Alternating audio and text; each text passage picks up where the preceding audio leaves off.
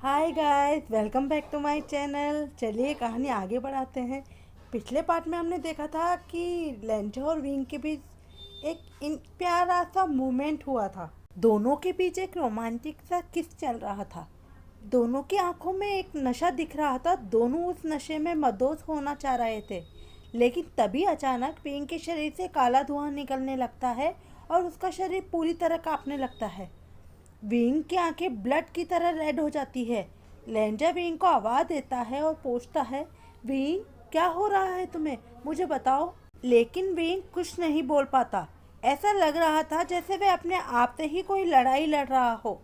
थोड़ी देर बाद विंग बेहोश हो जाता है। वांगजी उसे अपनी बाहों में उठाकर लोटस पेड़ वापस ले आता है। जियांग चैंग से हीलर को बुलाने की कहता है।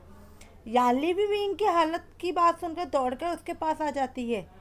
को भेज देखकर वह घबरा जाती है और पूछती है, मास्टर लेन, एशियान को क्या हुआ है, वो बेहोश क्यों हो गया है। वांगजी कुछ कहता उससे पहले ही हीलर आ जाते हैं और विंग को चेक करने लगते हैं। हीलर को कुछ समझ नहीं आ रहा था कि आखिर विभूषण के साथ हुआ क्या है। फिर वह दोबारा उसको चेक करता है और कहता है, ऐसा लग रहा है कि जैसे इनके शरीर में कुछ अलग शक्तियाँ समा गई हो, पर पूरी तरह से मैं भी नहीं समझ पा रहा कि आखिर क्या है, और मेडिसिन देकर वहाँ से चला जाता है। तब जियांग चैंग लेंजा से पूछता है, लेन वांगजी ये सब क्या है, तुमने तो कहा था कि अब विंग ठीक है, तो अब इसे क्या हुआ है। तब लेंजा को उनकी यात्रा के बीच हुई शैतान वाली घटना याद आती है और वह जियांग चैंग को पूरी बात बताता है। जियांग चैंग ये सुनकर हैरान रह जाता है तथा यालनी रोने लगती है। तब लेंजा कहता है, मुझे भैया को क्लाउड रिसेसेस के हीलर के साथ यहाँ बुलाना होगा, क्योंकि इतने समय से वही विंग का इलाज कर रहे थे। जियांग चैंग नोट करता है। वांगजी तुरंत लैन सिचन को एक पत्र लिखकर भेज देता है। लैन सिचन को पत्र मिल जाता है तो वे लैन किरण को सूचित करके हीलर के साथ लोटस पेयर पहुंच जाता है। क्लाउड रिसेसेस का हीलर वहां के हीलर को विंग की स्थिति समझाता है और दोनों मिलकर विंग का इलाज करने लगते हैं। लेकिन इस बार विंग पर इसका कोई असर नहीं होता है। बहुत कोशिशों के बाद लेंजा के म्यूजिक और स्पिरिचुअल एनर्जी से विंग शांत होता है। लैन सिचन हीलर से विंग की स्थिति के बारे में जानकारी लेता है। तब हीलर कहता है, मास्टर वी के ऊपर काली शक्तियाँ धीरे धीरे हावी होती जा रही हैं और मुझे डर है कि कहीं इनकी हालत फिर से पहले जैसी ना हो जाए। ये सुनकर लेंजा के चेहरे पर चिंता, उदासी और डर के भाव दिखने लगते हैं। अपने भाई को इस तरह देखकर लैन सिचन को भी चिंता होने लगी थी, क्योंकि इससे पहले भी विंग जब अचानक गायब हो गया था तब लेंजा को इतना दुख हुआ था और वह कितनी तकलीफ़ों में रहा था ये सिर्फ लैन सिचन ही जानते थे। तभी उनके दिमाग में एक विचार आता है और वे लेंजा से कहते हैं, क्यों ना हम उन्हीं की मदद लें जिन्होंने पहले मास्टर वी को बचाया था और उनकी नेगेटिव एनर्जी को लॉक किया था। लेंजा नोट करके कहता है, ठीक है भैया, मैं जाकर उन्हें लेकर आता हूँ। तब सिचन कहते हैं, नहीं वांगजी, तुम यहाँ मास्टर वी के साथ रहो, उन्हें तुम्हारी ज़रूरत है, क्योंकि सिर्फ तुम ही उन्हें शांत कर रख सकते हो। वांगजी नोट करता है। जब लैन सिचन वहाँ से जाने लगता है तो लेंजा उन्हें रोकते हुए कहता है, भैया रुकिए, लेकिन आप उन्हें ढूंढेंगे कैसे, क्योंकि वह बाहरी दुनिया से अलग रहते हैं और उनका गांव भी बाहरी दुनिया से छिपा हुआ है। लैन सिचन सोच में पड़ जाता है। तभी लेंजा को याद आता है कि विंग ने एक बार उसे बताया था कि अगर उसे वापस जाना हो तो उसके बाबा ने उसे एक तालिस्मान दिया था ताकि वह गांव को देख सके और अंदर प्रवेश कर सके। तब लेंजा विंग के सामानों में उस तालिस्मान को ढूंढकर अपने भाई को दे देता है। थोड़ी देर सोचने के बाद वह विंग की बांसुरी भी सिचन को दे देता है ताकि उन्हें यकीन हो जाए कि वह विंग के साथ ही है। दोनों चीज़ें लेकर सिचन उस गांव को ढूंढने के लिए निकल जाता है। 2 दिनों पश्चात वह उस जगह के पास पहुंच जाता है, लेकिन उन्हें गांव दिखाई नहीं देता। तभी वह उस तालिस्मान को अपनी रॉब से बाहर निकालते हैं और वह तालिस्मान हल्का सा ग्लो कर रहा था। जब वह एक दिशा में बढ़ते हैं तो वह तालिस्मान ग्लो करना बंद कर देता है। जब सिचन फिर से अपनी दिशा बदलते हैं तो तालिस्मान फिर से ग्लो करने लगता है और आगे बढ़ने पर उसकी चमक बढ़ने लगती है। सिचन समझ जाते हैं कि गांव इसी दिशा में है। वह आगे बढ़ने लगते हैं। गांव के बिल्कुल नज़दीक पहुंचकर वह तालिस्मान सूरज के समान तेजस्वी चमक बिखेरने लगता है। जैसे ही सिचन और आगे बढ़ते हैं उन्हें कोई रोक देता है और कहता है, रुक जाओ, कौन हो तुम और यहाँ क्या लेने आए हो, और ये तालिबान तुम्हारे पास कैसे आया? लैन सिचेन मुस्कुराकर उन्हें ग्रीट करते हैं और अपना परिचय देते हैं और अपने आने का कारण उन्हें बताते हैं। तब वे व्यक्ति कहता है, मैं इस गांव का मुखिया हुआन सोकई हूँ और इयान मतलब विभूषण को मैंने ही बचाया था। ये कहकर वे सिचेन को लेकर अपने गांव के अंदर चले जाते हैं। अंदर जाकर हुआन सोकई कहते हैं कि तो तुम लैन कबीले के कुल प्रमुख जेवाजून हो। सिचेन नोट करता है, तो तुम्हारे अंकल लैन किरेन कैसे हैं और तुम्हारी एल्डर लैनी? उनके मुंह से दोनों का नाम सुनकर सिचेन चौंक जाता है। वह कहता है कि आप उन्हें जानते हैं? तब युआन सोकई बताते हैं कि वे लैनी के साथ पहले गुसू में पढ़ा करते थे, लेकिन अपने पुत्र की मृत्यु के बाद उन्होंने बाहरी दुनिया से संबंध तोड़ लिया था और इस गांव में रहने लगे। जो भी इंसान उनकी मदद के लिए आता और यहाँ रहना चाहता तो वे उसे यहाँ शरण दे देते थे। इस तरह ये गांव बसा। फिर वे वीन को बचाने और उसे अपने बेटे की गोल्डन कोर वीन को देने की पूरी बात बताते हैं। तब सिचेन उसे वीन की स्थिति के बारे में बताता है और उन्हें साथ चलने की कहता है। हुआन सोकई तुरंत अपने विश्वास पात्र को गांव की जिम्मेदारी देकर तथा गांव को एक मजबूत शील्ड से सुरक्षित करके सिचेन के साथ यूनमेंग के लिए रवाना हो जाते हैं। दोनों 2-3 दिन के सफ़र के बाद लोटस पियर पहुंचते हैं। तब हुआन सोकई वीन को देखकर इमोशनल हो जाता है और उनकी आंखों से आंसू आ जाते हैं। वे तुरंत अपनी शक्तियों से वीन का इलाज करने लगते हैं और हीलर्स को विशेष जड़ी बूटियों की दवाई बनाने को कहते हैं। फिर वे वीन की बांसुरी से एक धुन बजाकर वीन की नकारात्मक ऊर्जा को उसमें कैद करते हैं। करीब 1 हफ्ते तक इलाज के बाद वीन की नकारात्मक ऊर्जा पूरी तरह से बाहर आ जाती है। इस बीच हुआन सोकई को ये भी पता चल जाता है कि लेंजा वीन का फेटेड मेट है और वही वीन की इस स्थिति को संभाल सकता है। इसलिए लेंजा अपनी स्पिरिचुअल एनर्जी से वीन को शांत कर पाता था। वीन के पूरी तरह ठीक हो जाने के बाद युआन सोकई वहाँ से विदा लेकर अपने गांव जाने के लिए निकलते हैं। जाते जाते वे कहते हैं कि वांगजी, तुम्हें हमेशा वीन के साथ ही रहना होगा। एक तुम ही हो जो उसे कंट्रोल कर सकते हो।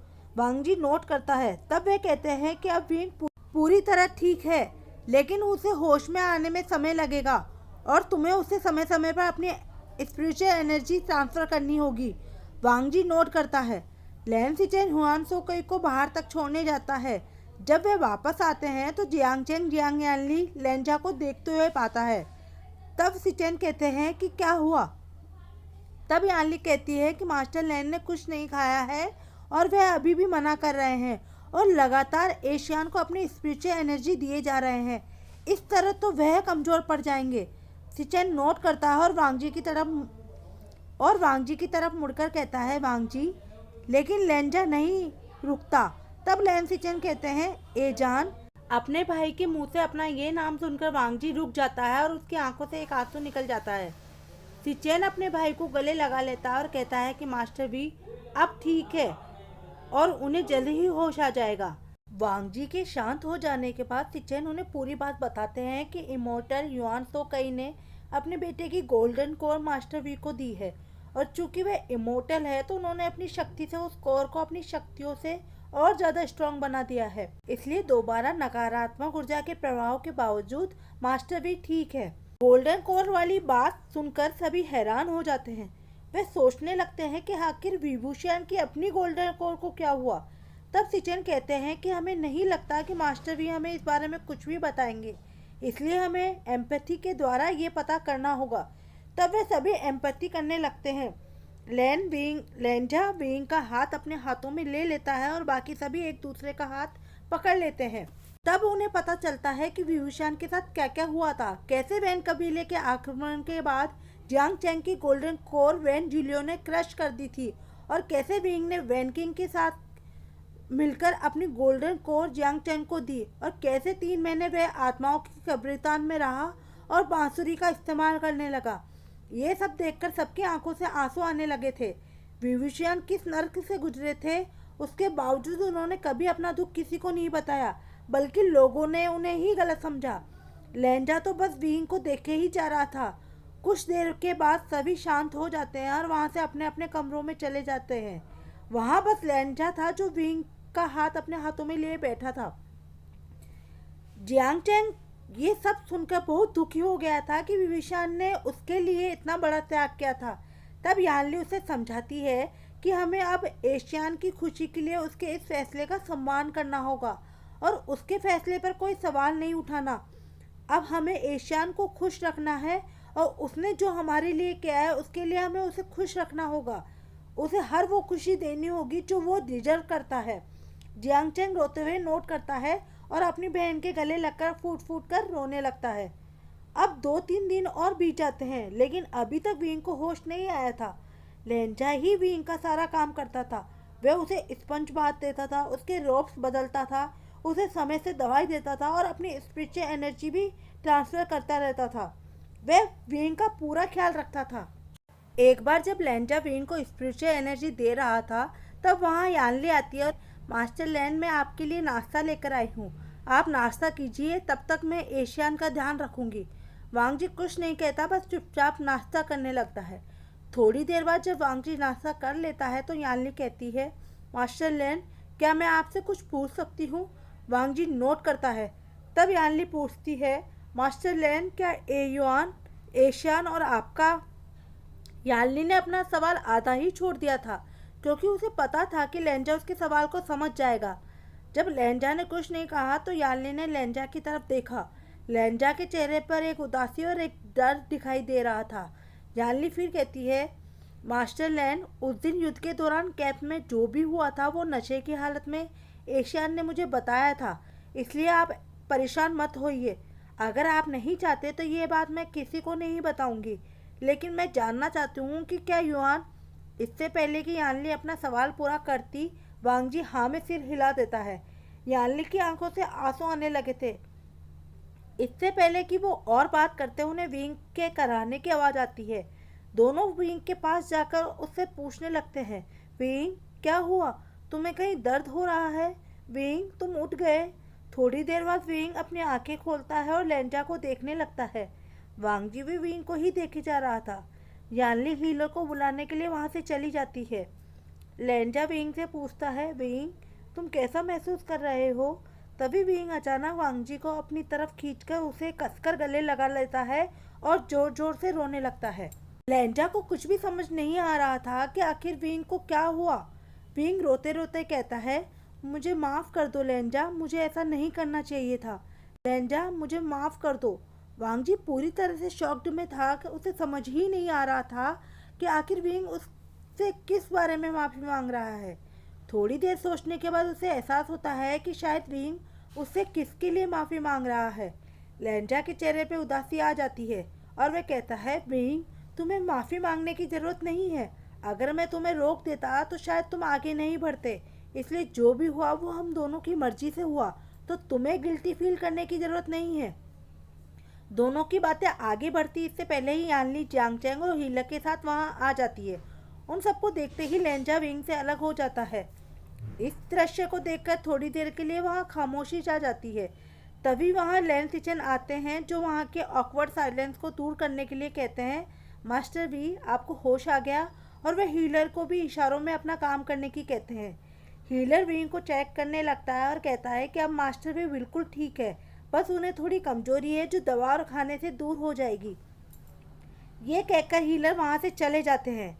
यानली विंग के पास आकर उसके माथे को प्यार से चूमते हुए कहती है, एशियान अब कैसा महसूस कर रहे हो? विंग मुस्कुराते हुए नोट करता है लेकिन अभी भी उसका पूरा ध्यान लेंजा की तरफ था। तब जियांग चैंग कहता है कि तुम आराम करो, हम बाद में बात करेंगे। विंग हाँ में सिर हिलाता है। वांग जी के अलावा सब वहाँ से चले जाते हैं और दोनों के बीच एक खामोशी रह जाती है। विंग उठने की कोशिश करता है तो वांग जी उसे मदद करता है और दवा देता है। कुछ समय बाद उनके बीच की खामोशी को तोड़ते हुए विंग कहता है, लेंजा मुझे तुमसे कुछ कहना है जो मैं बहुत समय से कहना चाहता हूँ। लेंजा कहता है, विंग तुम्हें कुछ भी कहने की ज़रूरत नहीं है, जो कुछ भी हुआ उसे भूल जाओ। विंग ये सुनकर उदास हो जाता है लेकिन वह फिर बोलता है कि लेंजा प्लीज़ एक बार मेरी बात सुन लो, उसके बाद तुम्हारा जो फैसला होगा मुझे मंजूर होगा। फिर वह कहता है, लेंजा हमारे बीच जो कुछ भी हुआ मुझे सब याद आ गया है और मैं उसके लिए तुमसे माफ़ी मांगना चाहता हूँ। तुम मुझे जो भी सज़ा दोगे मुझे मंजूर होगा। लेकिन मुझे सिर्फ इतना बता दो कि क्या युआन मेरा बेटा है और ये सब कैसा हुआ। युआन का नाम सुनकर वांगजी दंग रह जाता है। वह समझ नहीं पा रहा था कि विंग अचानक उससे ये सब क्यों पूछ रहा है। तब विंग लेंजा की हैरानी को देखते हुए कहता है, जब शीजे और तुम बात कर रहे थे तब मुझे होश आ गया था। वांगजी समझ जाता है और कहता है, विंग तुम इस बारे में चिंता मत करो, तुम ठीक हो जाओ फिर हम बात करेंगे। तब विंग कहता है, नहीं लेंजा, मैं पहले ही बहुत समय गवा चुका हूँ, अब और नहीं। जब लेंजा कुछ नहीं बोलता तो विंग कहता है, लेंजा प्लीज मुझे बताओ, क्या युआन मेरा बेटा है। लेंजा नोट करता है। तब विंग दोबारा पूछता है, ये सब कैसे हुआ। वांगजी कुछ समय सोचने के बाद कहता है, युद्ध के समाप्त होने के बाद मेरी तबीयत खराब हो गई थी। मेरी तबीयत कभी ऐसे खराब नहीं होती थी, इसलिए भैया को चिंता होने लगी। तब एल्डर्स ने मुझे हीलर्स के पास भेजा। तब हीलर ने बताया कि मेरे अंदर एक जीव पनप रहा है। पहले तो किसी को भी विश्वास नहीं हुआ, लेकिन जब धीरे धीरे मेरी तबीयत ज़्यादा खराब होने लगी और मेरे सिम्टम्स भी वैसे ही नज़र आने लगे जैसे एक प्रेग्नेंट महिला के होते हैं, तब भैया ने हमारी गुप्त लाइब्रेरी में बुक्स से इस बारे में जानकारी प्राप्त की। तब हमें पता चला कि जब एक उच्च लेवल का डेमोनिक कल्टीवेटर और एक उच्च कोटि का प्योर कल्टीवेटर एक साथ आते हैं, मतलब उनमें इंटीमेंसी होती है, तो उन दोनों की शक्तियों के टकराव से एक नए जीवन की रचना होती है। और अगर उनकी बॉन्डिंग उच्च लेवल की हो तो इसके चांस और बढ़ जाते हैं। तब मुझे पता चला कि मेरे अंदर युआन पनप रहा है। मैंने तुम्हें ये सब बताने की भी सोची, पर तुम अचानक गायब हो गए और मुझे लगा कि शायद तुम्हें ये सब एक गलती लग रही है, इसलिए तुम चले गए। ये सुनकर विंग की आंखों में भी आंसू आ जाते हैं। वह लेंजा के आंसू पोंछते हुए कहता है, मेरे प्यारे लेंजा, तुमने ऐसा सोचा भी कैसे। इसमें मेरी ही गलती है। लेकिन लेंजा, मेरे गायब होने की वजह ये बिल्कुल नहीं थी। मैं नहीं चाहता था कि मेरी बुरी शक्तियों का प्रभाव किसी और पर भी पड़े, इसलिए मैं यहाँ से चला गया। लेकिन मुझे पता होता कि तुम्हें ये सब भुगतना पड़ेगा तो मैं तुम्हें इस परेशानी में छोड़कर नहीं जाता। तब लेंजा कहता है, विंग तुम्हें इस बात के लिए चिंता करने की ज़रूरत नहीं है। जो कुछ भी हुआ उसमें मैं भी शामिल था। तब विंग कहता है कि लेंजा, पहले जो भी हुआ, पर अब मैं अपनी जिम्मेदारी से नहीं भागूंगा। जो मेरी जिम्मेदारी है मैं उसे अपनाऊंगा। मैं युआन का बाबा बनूंगा, सच में। लेंजा विंग को बीच में ही रोकते हुए कहता है कि विंग, तुम्हें सिर्फ इसलिए ये जिम्मेदारी लेने की ज़रूरत नहीं है क्योंकि हमारे बीच वो सब हुआ और तुम इसके लिए जिम्मेदार हो। विंग को ये सुनकर बहुत बुरा लगता है। वह कहता है, लेंजा तुम ये क्या कह रहे हो। क्या तुम्हें वाकई ही लगता है कि मैं सिर्फ अपनी गलती सुधारने के लिए ये जिम्मेदारी ले रहा हूँ। क्या तुम्हें अभी भी ये महसूस नहीं हुआ कि मेरे दिल में तुम्हारे लिए क्या है। मैं तुमसे प्यार करता हूँ लेंजा। आज से ही नहीं, तब से जब से मैंने तुम्हें पहली बार देखा था। मैं हमेशा तुम्हारे साथ रहने का मौका ढूंढता था, तुम्हें चिढ़ाता था ताकि मेरी पनिशमेंट में मैं तुम्हारे साथ रहूं और तुमसे बात करने की कोशिश करता था, लेकिन तुम तो सिर्फ मुझसे नफरत करते थे। ये सब सुनकर लेंजा को विश्वास ही नहीं हो पा रहा था कि विंग उससे अपने प्यार का इजहार कर रहा है। उसके दिमाग में अलग अलग तरह के ख्याल आ रहे थे। उसे समझ नहीं आ रहा था कि वे क्या कहे क्या ना कहे, कैसे रिएक्ट करे। उसकी खामोशी देखकर विंग को दुख होता है और वह कहता है, लेंजा अगर तुम मेरी फीलिंग्स को नहीं अपना सकते तो कोई बात नहीं, पर मुझे एक मौका दो युआन का बाबा बनने का। लेंजा ये सुनकर कहता है, नहीं विंग, जिस रिश्ते में दोनों तरफ सेम फीलिंग्स ना हो उसे निभाने से कोई फ़ायदा नहीं, और मैं नहीं चाहता कि तुम मजबूरी में और सिर्फ अपनी जिम्मेदारी के दबाव में मेरे साथ रहो। विंग को अब गुस्सा आने लगता है और वो कहता है, लेंजा तुम्हें क्या लगता है कि मैं ये सब झूठ बोल रहा हूँ, और तुम कहना क्या चाहते हो कि अगर मुझे तुमसे प्यार नहीं होता तो मैं तुम्हारे साथ वो सब कर पाता। तुम ये सोचते हो कि नशे की वजह से मैंने तुम्हारे साथ वो सब किया। अगर ऐसा होता तो क्या मुझे नशे में सिर्फ तुम ही दिखे, या तुम ये सोचते हो कि नशे में होने के बाद मैं किसी के साथ भी ये सब। लेंजा तुम ऐसा सोच भी कैसे सकते हो मेरे बारे में। विंग को इतना गुस्से में देखकर वांगजी डर जाता और कहता है, विंग मेरा मतलब वो नहीं था, मैं बस नहीं चाहता कि तुम किसी दबाव में कोई फैसला लो। विंग कहता है, लेंजा मुझे लगता है कि तुम आज भी मुझे पसंद नहीं करते, इसलिए तुम मुझे एक भी मौका नहीं देना चाहते। अगर ऐसा है तो ठीक है, लेकिन मैं युआन को अपने साथ रखना चाहता हूँ। जो वक्त और प्यार मैं उसे पहले नहीं दे पाया वो सब देना चाहता हूँ। अगर तुम्हें कोई और पसंद है तो तुम मुझे बता सकते हो, मैं कभी तुम दोनों के बीच में नहीं आऊँगा। ये सब सुनकर लेंचा को अब गुस्सा आने लगा था। वह जोर से चिल्लाकर कहता है, विंग, तुमने मुझे समझ क्या रखा है? तुम्हें क्या लगता है कि मैं किसी के साथ भी सो जाता हूँ? तुम नशे में थे उस दिन, मैं नहीं। और मैं इतना कमज़ोर भी नहीं हूँ कि तुम्हें रोक ना सकूँ। लेकिन मैं भी तुमसे प्यार करता हूँ, इसलिए हमारे बीच में मैंने वो सब होने दिया ताकि मैं तुम्हारे करीब आ सकूँ। और तुम्हें क्या लगता है, अभी भी तुम्हें मेरे किस से मेरी फीलिंग्स का अंदाज़ा नहीं हुआ? तुम्हें क्या लगता है कि मैं किसी को भी यूं ही अपने आप को किस करने दूंगा? इससे पहले कि लेंजा आगे कुछ कहता, विंग उसके लिप्स को अपने लिप्स से लॉक कर देता है और उसे प्यार से किस करने लगता है। लेंजा भी उसे किस बैक करता है। दोनों एक दूसरे को आई लव यू बोलते हैं और वापस एक दूसरे के माउथ को क्लेम कर लेते हैं। आज के लिए इतना ही दोस्तों। अब ये फैनफिक लगभग ख़त्म होने वाला है।